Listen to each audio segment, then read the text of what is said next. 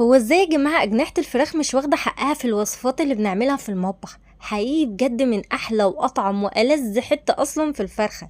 جربي تعمليها بالطريقة دي وانتي مش هتبطلي تعمليها. حقيقي من أحلى وألذ وأطعم الوصفات اللي دقتها في حياتي كلها. حرفيا دايبة دوب، اللحم بتاعها جوسي قوي.